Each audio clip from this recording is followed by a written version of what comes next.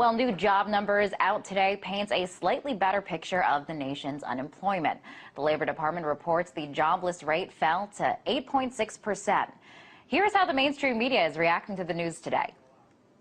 A significant drop in unemployment for November, going from 9% to 8.6%. Unemployment rate drops to its lowest level since March of 2009. So if they're not high-fiving in the White House this morning, they at least have to be breathing a sigh of relief. It shows you that there's hiring. There's hiring again, slow but steady hiring. Well, it certainly is good news in that the trend is moving in the right direction. You get good news like this every month, and his reelection path will get easier, certainly.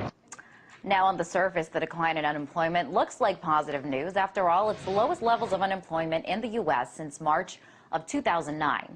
And 120,000 private jobs were created in November. But if you dig deeper, you'll find there's not really much to celebrate at all.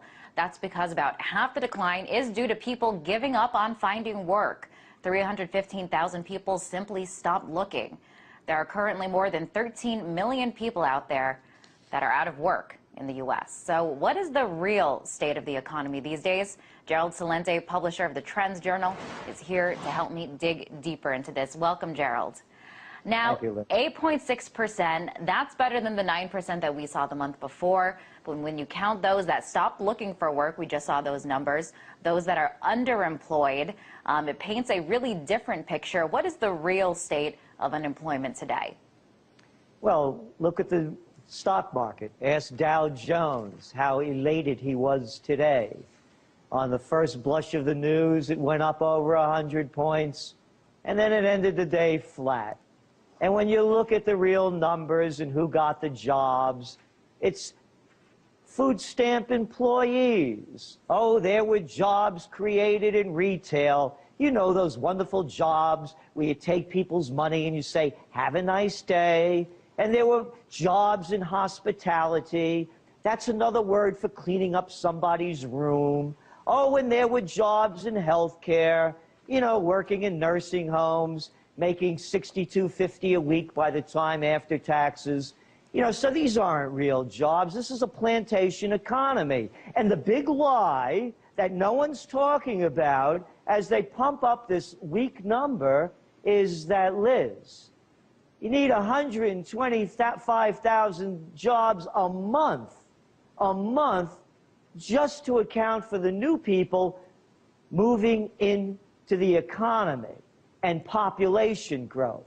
So that leaves all the people that have lost all these jobs since the Great Recession hit still out of work. And, well, these numbers are really good news for President Obama, because when it comes to getting reelected, these unemployments really matter. So is this kind of a victory for President Obama? I mean, the election is not too far away. Sure, well, you know, by the time the election comes around, this will be long forgotten. But any little boost in the numbers, and you see the way they spin them, or lie about them, I should say. Spin is a polite word for lying. You know, sure, he's going to look better, because then you have the Republicans on the other end saying, you know, we got to, you know, we're going to cut Social Security, we're going to do away with Medicare. You know, so you have the Republicans on the other end promising nothing, and Obama pretending to deliver a lot when he's coming up with nothing. And that is why you predict that President Obama is going to win the presidency. At this point, yes. And, you know, Gerald, I wanted to bring another point up here. You would think now, with the economy the way that it is, that would be the focus, on repairing the economy. But just yesterday, the Senate passed a bill, $662 billion defense bill. So money is being pumped into expanding the military, setting up military bases. Considering the economic state of the nation, why is more money being pumped into military operations?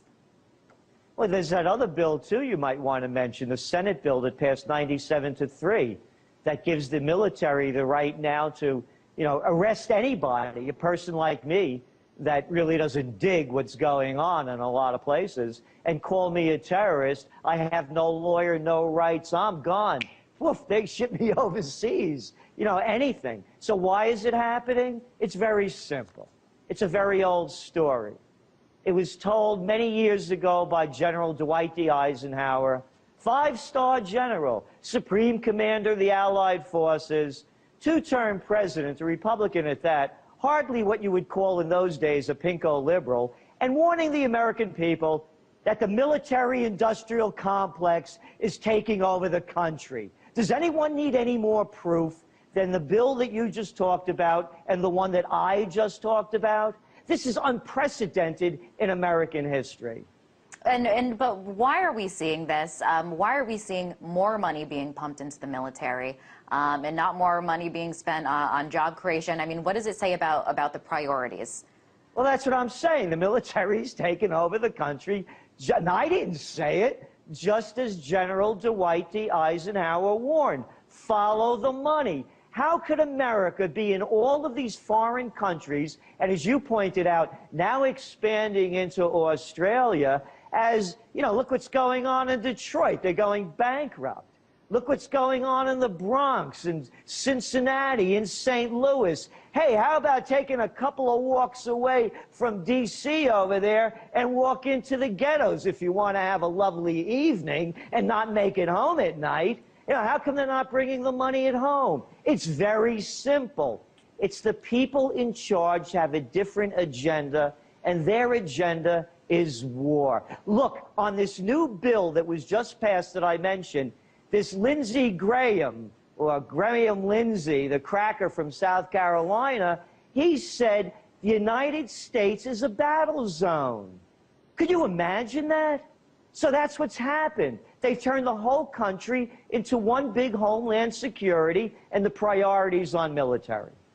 Well, Gerald, you are a master of predicting things. You've successfully predicted things in the past. What is your prediction for the future here? I mean, going back to the unemployment numbers, are we seeing the beginning of a trend, or is this just a slight uptick and, you know, we're going to see a regression in the months to come? What is your prediction?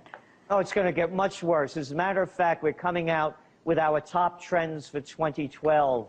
And one of them is going to be economic martial law. We're going to go into an economic 9/11. What they're doing, Liz, is they're pumping this up to get the people to spend the last pennies that they don't have on Christmas junk. And you saw it with all the hype of this Black Friday. They're not solving the problems over in Europe. The European Union is collapsing. The European Monetary Union, what did they do? They just came out with credit ratings that showing 15 of the banks have lost their credit ratings. They've been degraded. The same day they come out, and the central banks around the world are pumping trillions of dollars into them to keep it afloat. When the new year comes, the winter of discontent is going to set in, and reality is going to bite. Wow, Gerald, pleasure to have you on the show as always. That was publisher of the Trends Journal and director of the Trends Research Institute, Gerald Celente.